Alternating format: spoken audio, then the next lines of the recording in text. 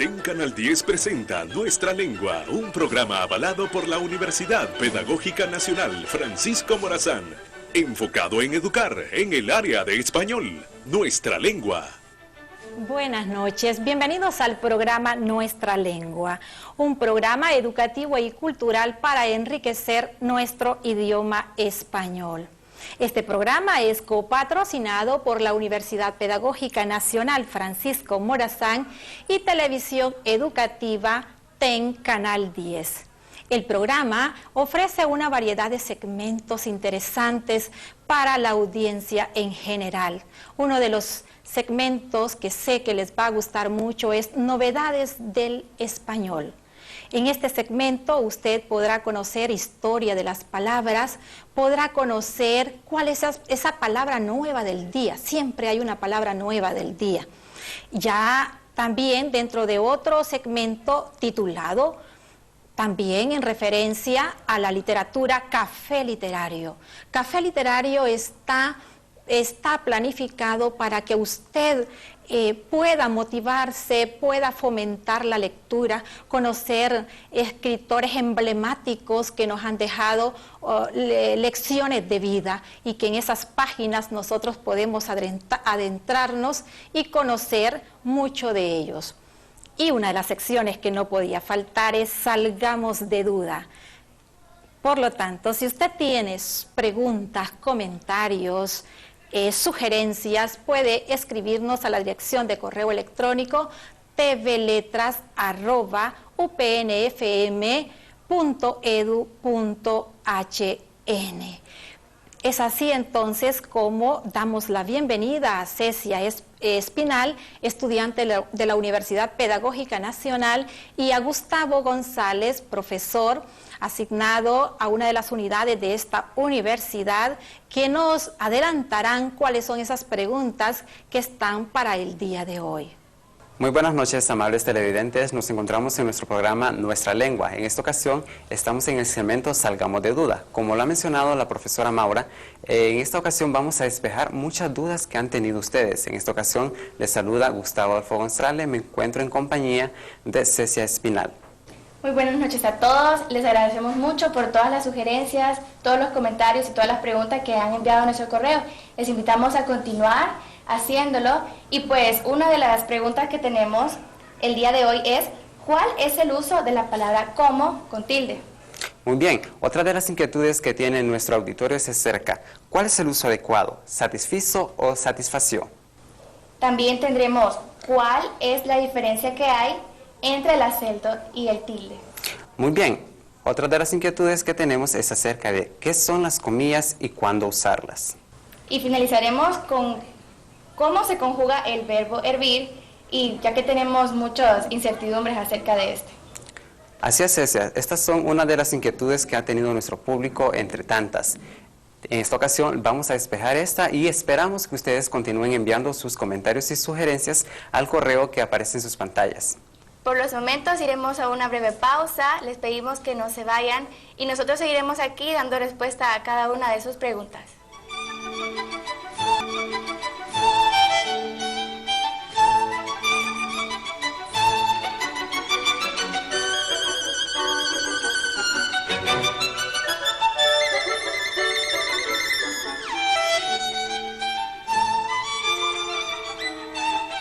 Buenas tardes. Gracias por continuar en sintonía de su programa Nuestra Lengua, un programa coauspiciado por la Universidad Pedagógica Nacional Francisco Morazán y TEN Canal 10. En esta ocasión me complace presentarles nuestra nueva sección Novedades del Español. Mi nombre es Litza Solís y les invito a acompañarnos todos los lunes en este y los otros segmentos que forman parte de este programa. ¿Cómo funciona este segmento? En este segmento vamos a tratar las palabras de uso más frecuente en el español de los hondureños por estar vinculadas con las actividades recientes en el ámbito noticioso de nuestro país y de países vecinos.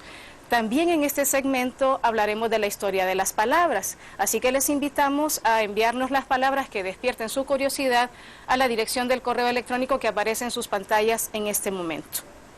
Por tratarse de una palabra de uso frecuente en las últimas semanas, hemos preparado para ustedes algunos datos sobre la palabra zika.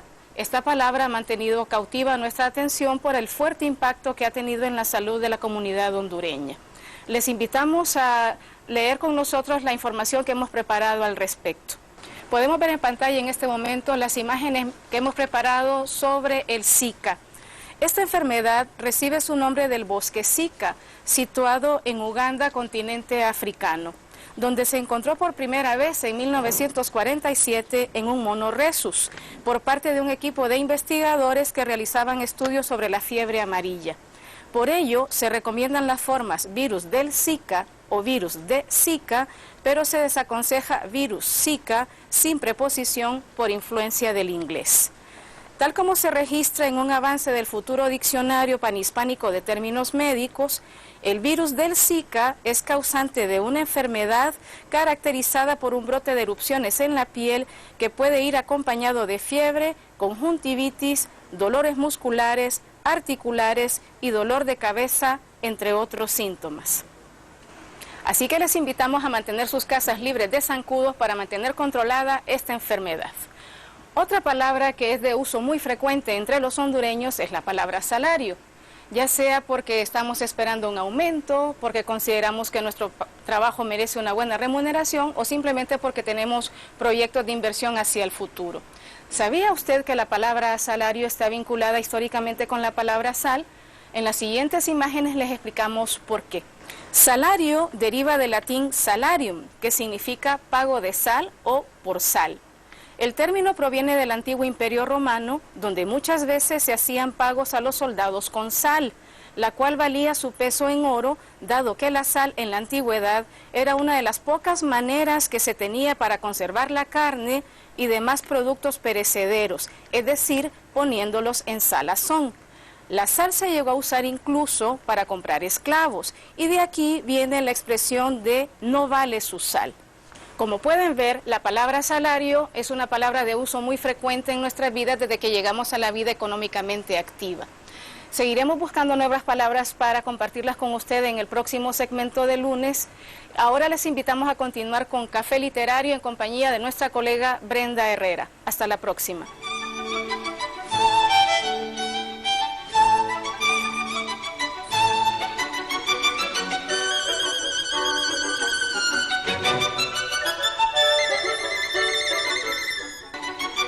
Muy buenas noches. Agradecemos a la doctora Litza Solís por su valioso aporte en su segmento Novedades del Español. Y a continuación, le damos la bienvenida a nuestro segmento Café Literario.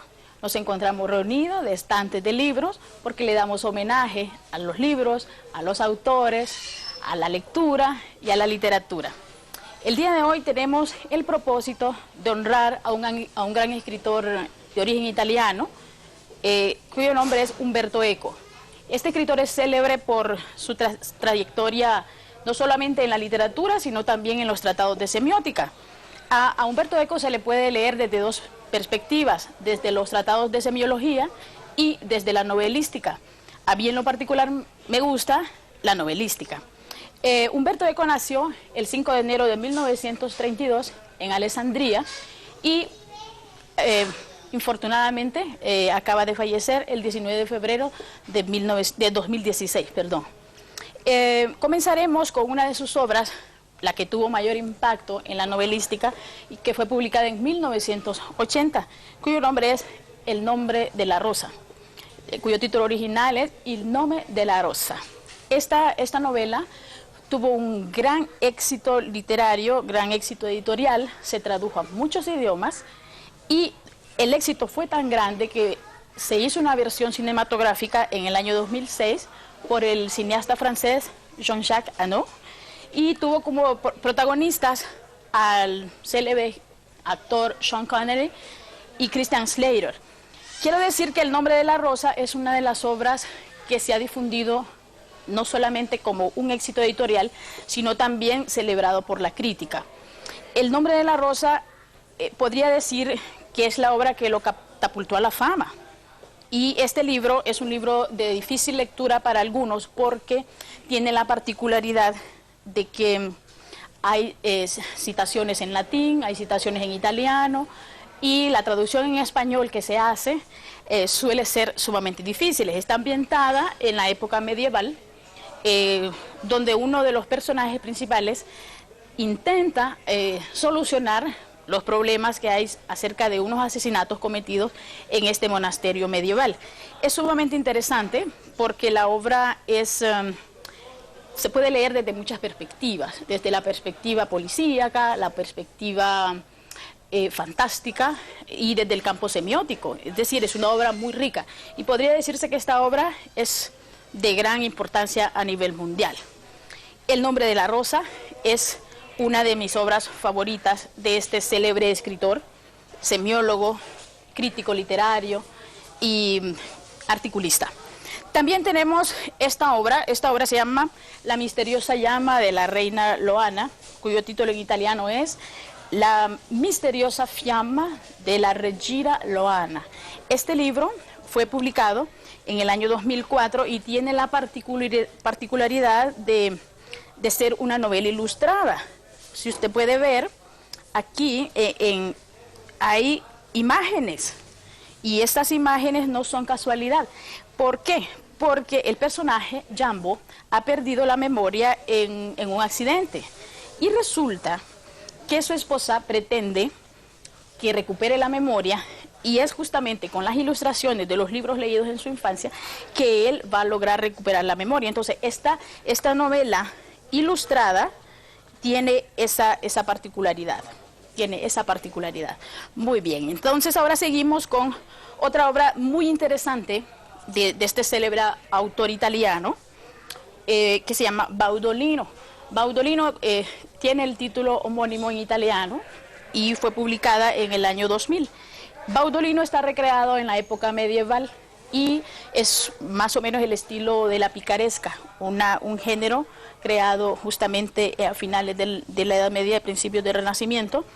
Y Umberto Eco recrea las aventuras de un personaje que tiene que sufrir muchas peripecias justamente en la Edad Medieval. Como podemos evidenciar, Umberto Eco tiene fascinación por la época medieval y también por las obras de suspenso, por las obras que tienen un género policíaco y en donde también se puede encontrar alguna característica de dificultad en la lectura, porque la particularidad de Umberto Eco es que él tiene muchos textos son difíciles porque son frases muy hermosas, son frases bien hechas, motiva a la intelectualidad, es un intelectual de primera línea y por eso lamentamos mucho su deceso.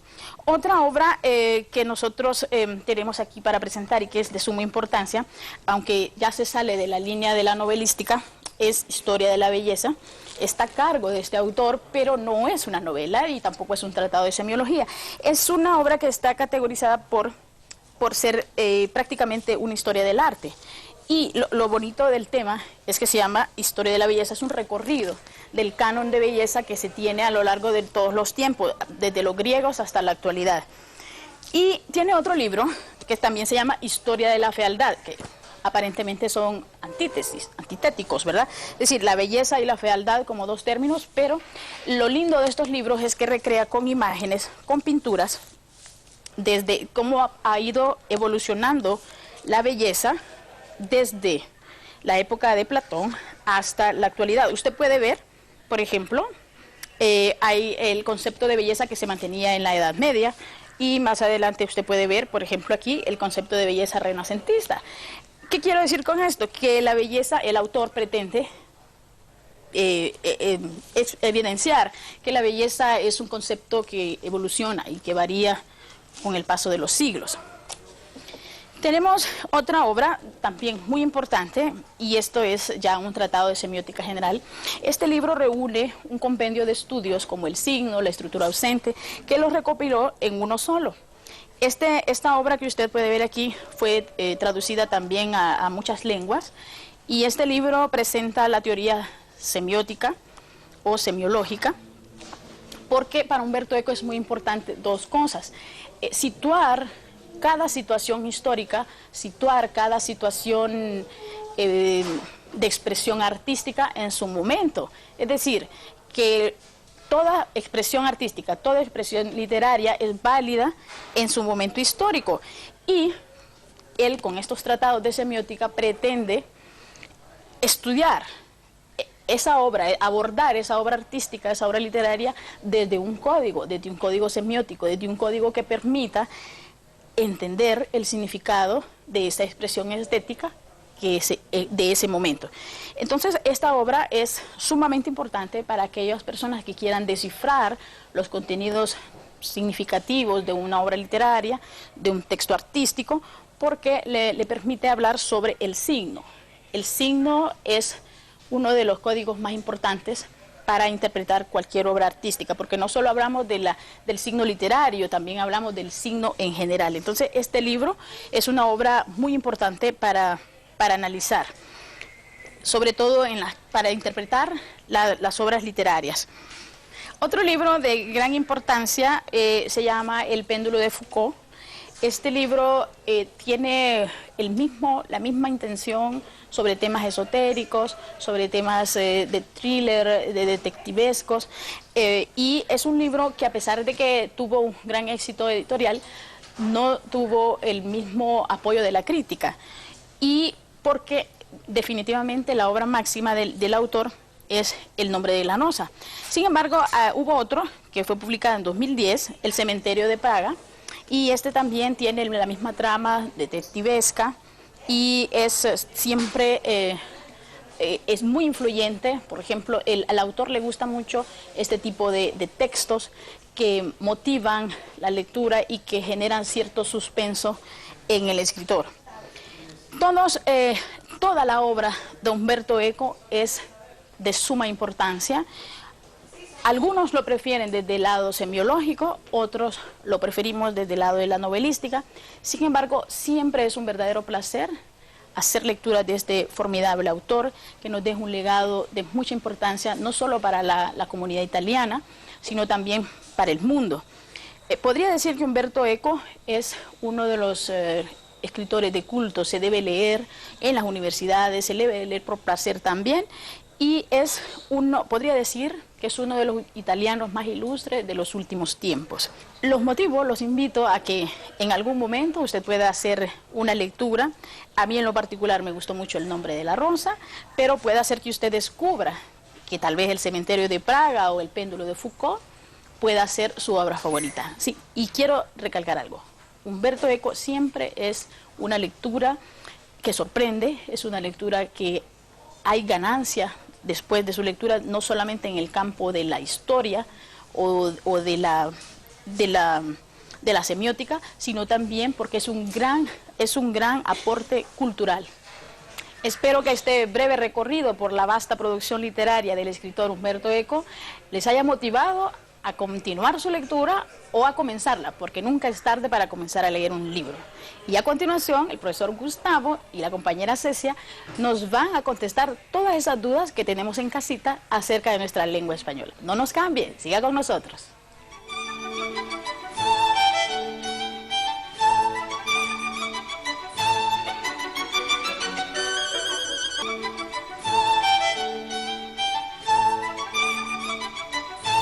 Muy buenas noches, continuamos en nuestro programa Nuestra Lengua. Como lo habíamos mencionado anteriormente en nuestra sección Salgamos de Dudas, vamos a abordar unas inquietudes que ustedes nos han planteado. Para empezar, Cecia, ¿cuál es esta primera inquietud que tenemos? ¿Cuál es el uso de la palabra como tildada? Y bien, pues, esta palabra tiene una función de adverbio interrogativo y exclamativo. Es tónico y se escribe con tilde para diferenciarlo de la palabra átona, como. Encabeza oraciones interrogativas o exclamativas directas. ¿Cómo te encuentras? ¿Cómo aguantó el chaparrón? O indirectas. No sé cómo te llamas. Me encanta cómo escribes. Puede constituir por sí solo un enunciado. ¿Cómo? ¿Cómo? O al quedar final como único elemento de la oración subordinada. Quisiera hacerlo, pero no sé cómo. Así es, este es uno de los usos que tiene la palabra como. Y hay que recordar que las palabras funcionan como, no es que son. Bien, otra de las dudas que nos ha planteado nuestro público es acerca del uso de la palabra por qué. ¿Por qué pegado con tilde? por qué separado y con tilde, por qué separado sin tilde y por qué pegado con tilde, sin tilde, perdón. El primero, por qué pegado y con tilde.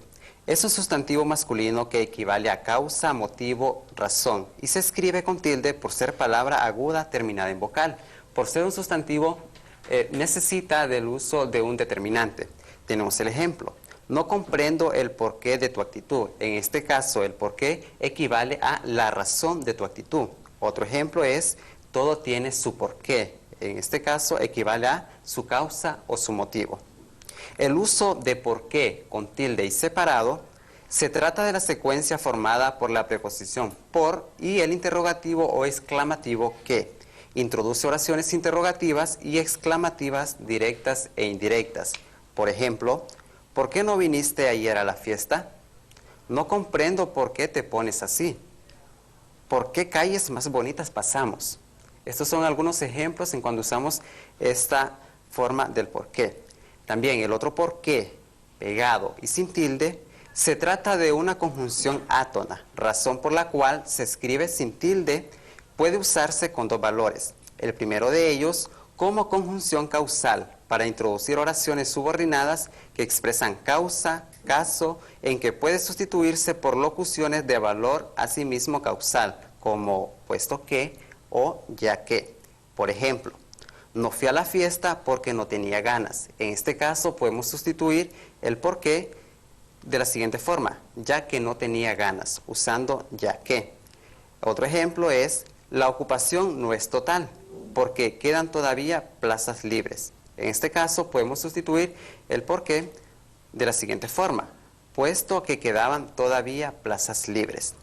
También la segunda forma en la que puede usarse es cuando se emplea como encabezamiento de las respuestas a las preguntas introducidas por la secuencia ¿por qué? Ejemplo, ¿por qué no viniste a la fiesta? Porque no tenía ganas. El otro uso del por qué es por qué separado y sin tilde. Puede tratarse de una de las siguientes consecuencias. La primera de ellas es la preposición por más el pronombre relativo que. En este caso es más corriente usar el relativo con artículo antepuesto. En este caso, el que, la que, etc. Por ejemplo, este es el motivo por el que te llamé. También, los premios por los que competían no resultaban muy atractivos. No sabemos la verdadera razón por la que dijo eso. El segundo caso es por la preposición por más la conjunción subordinante que. Esta secuencia aparece en el caso de verbos, sustantivos o adjetivos que rigen un complemento introducido por la preposición por y llevan además una oración subordinada introducida por la conjunción que. Ejemplos, al final optaron porque no se representase. Segundo ejemplo, están ansiosos porque empecemos a trabajar en el proyecto. Nos confesó su preocupación porque los niños pudieran enfermar. Estos son algunos de los casos cuando nosotros vamos a utilizar los por qué en sus diferentes formas de escritura. Bien sabemos, licenciado, que nosotros vamos a poder aprender todas estas reglas y todos estos usos a medida que nosotros vayamos escribiendo y sabiendo lo que decimos. Bien, continuando con la sección de Salgamos de Dudas, la siguiente incógnita es, ¿cuándo se utilizan las palabras ahí y allí? Bien, empecemos por la palabra allí, que es un adverbio demostrativo usado como en aquel lugar. Por ejemplo, Pedro vivía allí. El segundo ejemplo es aquel lugar, iremos allí este verano. El tercer uso es aquel lugar precedido de preposición, salieron de allí al amanecer o los corredores llegaron hasta allí. Y la última uso que puede ser entonces, de allí en adelante no volvieron a verse o hasta allí no había habido ningún problema entre ellos. Ahora veremos el uso de la palabra ahí, en tal lugar, adverbio demostrativo usado como en ese lugar. Por ejemplo, María vive allí. Otro uso es a ese lugar. Por ejemplo, hay que llevarlos ahí al salón. El tercer uso es ese lugar. De ahí proviene el ruido o el tren pasa por ahí. Y el cuarto es uso de entonces. De ahí en adelante cambiaron su actitud. Muy bien, también puede utilizarse Cecia como un coloquialismo, en este caso equivalente a quizá. Por ejemplo, ahí regresó mañana. Estos son unos usos que las personas tienden a confundir, pero creo que una forma fácil de distinguirlas es acerca de la proximidad a la que éstas refieren. Por ejemplo, el allí nos refiere a algo que está un poco retirado y el ahí a algo que está más próximo al interlocutor. Otra de las dudas que tenemos, estimada Cecia, es acerca de qué son las comillas y cuándo usarlas. Bien, las comillas son un signo ortográfico doble del cual se usan diferentes tipos en español. Así tenemos las comillas angulares, también llamadas latinas o españolas, como ustedes las están viendo, las inglesas y las simples. Sus usos son los siguientes. Las utilizamos para enmarcar la reproducción de citas textuales.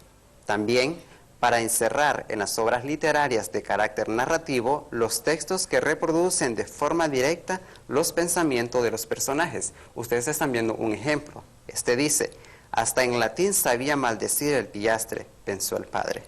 Vemos el uso que tienen las comillas, en este caso las españolas y las comillas inglesas. El tercer forma de usarlas es para indicar que una palabra o expresión es impropia, vulgar o que procede de una lengua, o también que se utiliza de forma irónica o con un sentido especial. Por ejemplo, dijo que la comida llevaba muchas especies. Como observan, la palabra especies entre comillas. Otro ejemplo, parece que últimamente le va muy bien en sus negocios. Observamos la palabra negocio entre comilladas. Otro caso es cuando en un texto manuscrito se comenta un término desde el punto de vista lingüístico, este se escribe entrecomillado. Por ejemplo, la palabra cándido es esdrújula. Observamos que la palabra cándido como tal está entrecomillado. Recordemos, esto solo cuando es un texto manuscrito. Cuando ya lo tenemos un texto impreso o digital, este va de forma cursiva. Otro caso es para citar el título de un artículo, un poema, un capítulo de un libro, un reportaje o cualquier parte independiente dentro de una publicación. Ejemplo, ha publicado un interesante artículo titulado El léxico de hoy en el libro tal. Observamos, el título del texto se encuentra entre comillas. Muy bien, el licenciado nos ha podido explicar muy a fondo acerca del uso de las comillas, y es muy interesante ver que hay diferentes tipos de comillas, pero todas tienen el mismo uso. La siguiente incógnita es: ¿cuál es la diferencia que hay entre acento y tilde? Y bien, definiremos cada una separadamente. El acento es el relieve que en la pronunciación se da a una sílaba, distinguiéndola de las demás por una mayor intensidad, una mayor duración o un tono más alto. Así, en la palabra gato, el acento recae sobre la primera sílaba, gato. Y en la oración, dame mi libro, el acento recae en la primera sílaba del verbo y del sustantivo, dame, mi libro. El posesivo mi, que carece de acento propio, se une al sustantivo libro, con el que forma un grupo acentual. La sílaba sobre la que recae el acento prosódico se denomina sílaba tónica o acentuada, y la que carece de él, sílaba átona o inacentuada. Ahora seguimos con la definición de tilde. La tilde es un signo ortográfico auxiliar con el que se representa en la escritura el acento prosódico. En español consiste en una rayita oblicua que, colocada sobre una vocal, indica que la sílaba que forma es parte tónica. La tilde debe trazarse siempre de derecha a izquierda, esto es, como un acento agudo, y no de izquierda a derecha, trazo que corresponde al acento grave que carece de uso en español. Así es, amables televidentes y querida Cecia, como usted lo mencionó, recordemos, todas las palabras tienen acento, pero no todas las palabras llevan ese acento prosódico, ese acento ortográfico, el cual se marca con la tilde, eso que nos acaba de explicar Cecia. Otra de las incógnitas que nos ha llegado es acerca del uso adecuado del verbo satisfacer. Aquí ya está conjugado, es satisfizo o satisfació. Vamos a ver. El infinitivo es satisfacer, significa calmar o hacer desaparecer. También dar gusto a alguien. Es un verbo irregular. Como compuesto del antiguo verbo facer, se conjuga como el verbo hacer. Es incorrecto, aunque no infrecuente, incluso en la lengua escrita, conjugar este verbo como si fuera regular, usando formas como satisfací, satisfaciera, satisfaceré, satisfacería, etc., en lugar de satisfice, satisficiera o satisfaré, satisfaría, etc. Un ejemplo es: quería revisar una vez más el documento, no le satisfizo y quiso hacer una enmienda. Como observamos, entonces el uso adecuado es satisfizo. Bien, la siguiente pregunta que hemos sacado de nuestro banco de preguntas es: ¿cómo se conjuga el verbo hervir? Y bien, sabemos que como es un verbo intransitivo, dicho de un líquido, producir burbujas por efecto de calor o de fermentación, y como transitivo, hacer hervir un líquido. Verbo irregular se conjuga como el verbo sentir: hiervo, hierves o hervís, hierve, hervimos, hervís, hierven, etc. Así es, Cecia. Esta es una de las dudas más frecuentes que tiene nuestro auditorio respecto de qué forma utilizar con respecto a este verbo. Otra de las interrogantes que nos ha llegado es: ¿qué es la diéresis y cuál es su uso? Bien, la diéresis es un signo ortográfico auxiliar, también llamado crema, representado por dos puntos, como ustedes pueden observar, que se dispone horizontalmente sobre la vocal a la que afectan. En español tiene los siguientes usos. El primero de ellos: debe colocarse obligatoriamente sobre la letra U, para indicar que esta vocal ha de pronunciarse en las combinaciones G y G. Por ejemplo, vergüenza, pingüino. El segundo caso: en textos poéticos, la diéresis puede colocarse sobre la primera vocal de un dictongo para indicar que las vocales que lo componen deben pronunciarse en sílabas distintas. Así, la palabra a la que afecta y en consecuencia el verso en que aparece cuenta con una sílaba más a efectos métricos. Pueden observar ustedes el ejemplo: oh, cuán suave resonó en mi oído el bullicio del mundo y su ruido. Vemos que la palabra suave cuenta con diéresis sobre la U, y esto es para dar una sílaba más, y aquí rompemos el dictongo. Y también sobre la palabra ruido. Bien, cabe mencionar que todas estas respuestas han sido extraídas del Diccionario de la Lengua Española.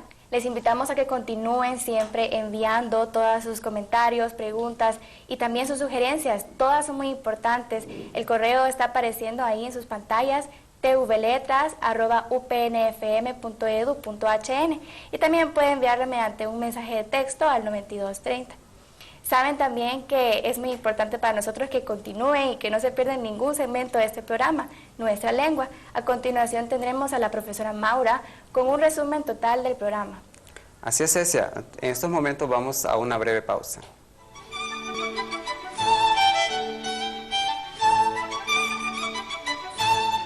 Continuando con el programa Nuestra Lengua, ya ustedes tienen ya un panorama general. ¿Cuáles esas secciones interesantes y que ustedes van a estar pendientes de enviar sus preguntas, sus comentarios a la dirección de correo electrónico que puede ver en la pantalla? Una de las secciones que creo que gustó mucho es Novedades de la Lengua, en donde esa historia de la palabra salario ahora quedó muy despejada. ¿Cuál es el origen? ¿Cuál es la etimología de la palabra? Al igual que la palabra del día, Zika. Sabemos que Zika es una de las enfermedades que está afectando mucho a nuestro país, pero que esta palabra tiene un origen extranjero. Ya ustedes lo conocieron con la profesora Lixa. Otra de las secciones que también debe de gustar es Café Literario. En esta oportunidad trajimos una reseña de Humberto Eco, uno de los escritores emblemáticos del mundo.